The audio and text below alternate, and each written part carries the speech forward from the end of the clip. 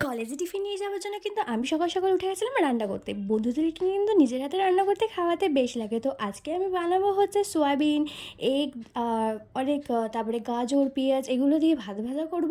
তো ফ্রেন্ডসরা খেয়ে কিন্তু বলেছিল দারুণ হচ্ছে, তো তোমাদের চলো দেখাই রেসিপিটা কীভাবে আমি বানিয়েছিলাম। গাজর, পেঁয়াজ, সোয়াবিন এগুলো সব অ্যারেঞ্জ হয়ে গেছে, সেটা তোমরা দেখে নিলাম। তারপরে আমি ডিমটা আগে সবার আগে ভেজে নেবো। ডিমটা কিন্তু অল্প ভাজা ভাজা করে সেটাকে নামিয়ে দিতে হবে। তো নামিয়ে দিয়ে আমি তারপরে সোয়াবিনগুলোকে একটু লাল লাল করে ভেজে নিলাম। তারপরে লাল লাল করে ভেজে নেওয়ার পর সেটাকেও নামিয়ে দিলাম। তারপরে কিন্তু আমি একটুখানি তেল আর পেঁয়াজ দিয়ে গাজরটাকে আর ভালো করে ভেজে নিলাম। কিছুক্ষণ ভাজার পরে কিন্তু লঙ্কা দিয়ে দিলাম, তার মধ্যে সয়াবিনগুলো দিয়ে একটু নাড়াচাড়া করলাম। তারপরে ভাতটাকে দিয়ে সেটাকে দিয়ে মিশিয়ে দিলাম। তো এটার মধ্যে ঘি দিয়ে দিলাম। তারপরে আস্তে আস্তে আমি নুন, চিনি আর এখানে দিয়ে দিলাম একটুখানি গরম মশলা। তো সব দিয়ে আর ডিমটাকে দিয়ে এরকম ভালো করে নাড়াচাড়া করে আমার তৈরি হয়ে গেলো ভাত ভাজা। দেখতে কিন্তু ভালো হয়েছে, খেতেও কিন্তু ভালো হয়েছিল। তো আমি কলেজে যাওয়ার জন্য রেডি। তো তোমাদের সাথে দেখা হবে নেক্সট ভিডিওতে। Bye bye.